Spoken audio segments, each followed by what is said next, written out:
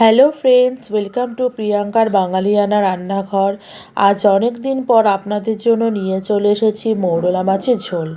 রান্নার কালার দেখে বুঝতে পারছেন কতটা খেতে ভালো লাগবে। গরমের সবজি দিয়েই তৈরি করে দেখাবো আজ এই রেসিপি।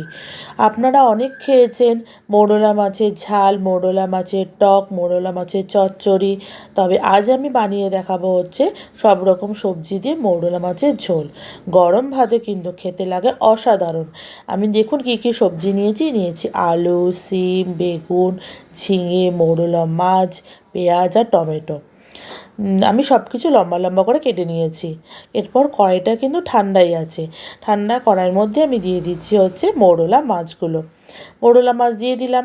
এরপরে দিয়ে দিচ্ছি হচ্ছে ঝিঙে, দিয়ে দিলাম হচ্ছে দুটো আলু লম্বা করে কাটা। এখানে দিয়েছি 5-6টার মতন হচ্ছে সিম। আছে এখানে বেগুনটাকেও লম্বা করে কেটে নিয়েছি। আর দিয়ে দেবো পেঁয়াজ কুচি, আর তারই সাথে দিয়ে দেবো হচ্ছে টমেটো কুচি। এরপরেই দিয়ে দিলাম হচ্ছে 1 চামচের মতন হচ্ছে কালো জিরে। দিয়ে দিচ্ছি স্বাদ অনুযায়ী লবণ, 1 চামচের মতন হলুদ গুঁড়ো। এরপরে দিয়ে দিচ্ছি হচ্ছে 1 চামচ জিরে গুঁড়ো। তারপরে দিয়ে দেবো হচ্ছে 1 চামচের মতো ধনে গুঁড়ো। এরপরে দিয়ে দিচ্ছি হচ্ছে 1 চামচের মতো হচ্ছে শুকনো লঙ্কার গুঁড়ো। ঝালটা কিন্তু আপনারা অবশ্যই আপনাদের পছন্দ অনুযায়ী দেবেন। ঝাল কে কীরকম খান আপনারা সেরকমভাবে দেবেন। এরপরে সবার লাস্টে দিয়ে দিচ্ছি একটু বেশি করে সর্ষের তেল। এবার দেখুন আমি গ্যাসটাকে জ্বালিয়ে দিয়ে আমি খুন্তির সাহায্যে ভালো করে সবজির সাথে মাছগুলোকে একটু মাখিয়ে নেব। চাইলে আপনারা হাত দিয়েও কিন্তু ভালো করে মাছটাকে মাখিয়ে নিতে পারেন সবজির সাথে, তবে আমি খুন্তি দিয়েই কিন্তু মাছটাকে ভালো করে একটু নাড়িয়ে চাড়িয়ে নেব। আর গ্যাসটাকে একটু বাড়িয়ে কিন্তু প্রথমে ভালো করে একটু নাড়াচাড়া করে নেব। নাড়াচাড়া করতে করতে মাছগুলো আমার কিন্তু এর ফাঁকে ভাজা হয়ে যাচ্ছে। এরপরে দিয়ে দিচ্ছি হচ্ছে প্রথমে 1 গ্লাস জল। দেখে নেব সব সবজিগুলো ভালো করে ডুবছে নাকি জলের মধ্যে। দেখুন আরেকটু জল লাগবে, আমি আরও 1 গ্লাসের মতন জল আমি দিয়ে দিলাম। এরপরে দেখুন সবজিগুলো একদম ভালো মতন জলের মধ্যে ডুবে গেছে। এরপরে দিয়ে দিচ্ছি হচ্ছে আমি ঢাকনা।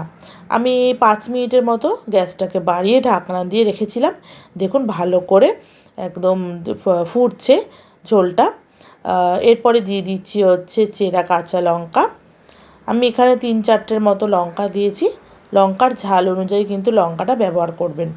এরপরে আরও 5 মিনিট আমি গ্যাসটাকে কমিয়ে ঢাকা দিয়ে রেখেছিলাম সব সবজিগুলো যাতে তাড়াতাড়ি করে সেদ্ধ হয়ে যায়। আমি দেখাচ্ছি সেদ্ধ হয়ে গেছে দেখুন আলুটা। আমি ভালো করে আবারও নাড়াচাড়া করে নিলাম। নাড়াচাড়া করে নিয়ে এরপরে দিয়ে দেবো হচ্ছে 1 চামচের মতন গরম মশলা গুঁড়ো। আমার কিন্তু অলরেডি সব সবজি সেদ্ধ হয়ে গেছে, সেই জন্য আমি সবার লাস্টে দিয়ে দিলাম হচ্ছে গরম মশলার গুঁড়ো। আর বাজারে কিন্তু এখনও অ্যাভেলেবেল পাওয়া যাচ্ছে ধনেপাতা, সেই ধনেপাতা কুচি আমি দিয়ে দিচ্ছি। এই ঝোলের গ্রেভিটা কিন্তু আমি ঠিক এই রকমই রাখবো, সেই জন্য আমি ঠিকভাবে দেখে শুনে নিয়েছি কতটা ঝোলের গ্রেভি রাখতে হবে। এরপরে আমি একটা বাটির মধ্যে গরম গরম এই মাছটাকে বেড়ে নেব। গরম ভাতে একবার আপনারা এই রেসিপিটি ট্রাই করে দেখবেন, আপনাদের কিন্তু খেতে দারুণ লাগবে।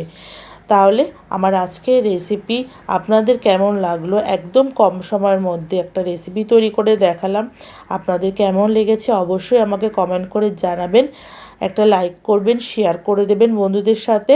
আর এখনও যারা আমার চ্যানেলটিকে সাবস্ক্রাইব করেননি প্লিজ একটা সাবস্ক্রাইব করে দেবেন নিত্য নতুন রেসিপি দেখার জন্য।